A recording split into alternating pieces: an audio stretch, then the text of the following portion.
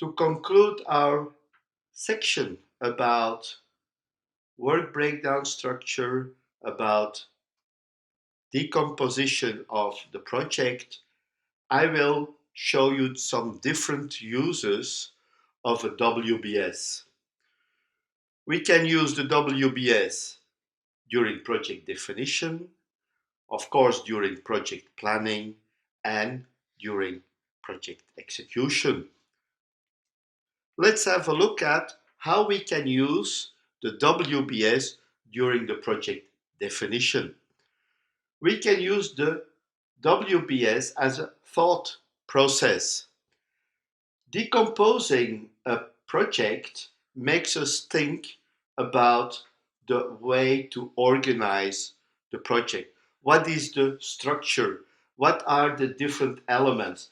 And it creates a structured view of the work we have to do later.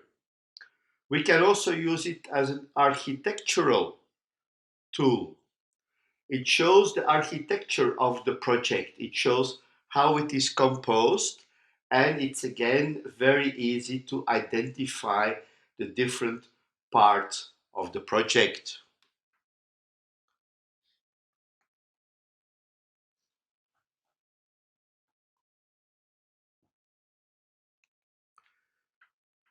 Of course, the WBS is a typical tool for project planning. During the planning steps, we identify the work packages and finally the individual activities that compose the project.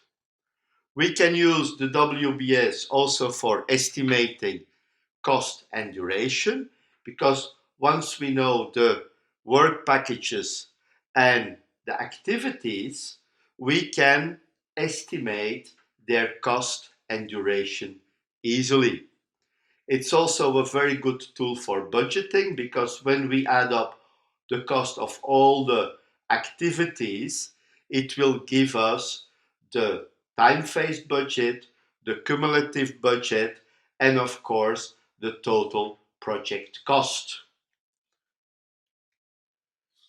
During project execution, the WBS is a very good reporting tool.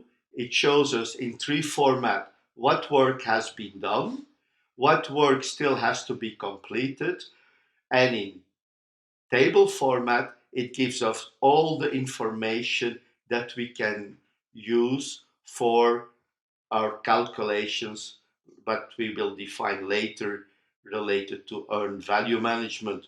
We can use it to calculate the schedule variance and the cost variance. It means the schedule delay and the cost position of the project. So we just have to wrap up this section, but you did a great job. You finished another section of this course. Thank you.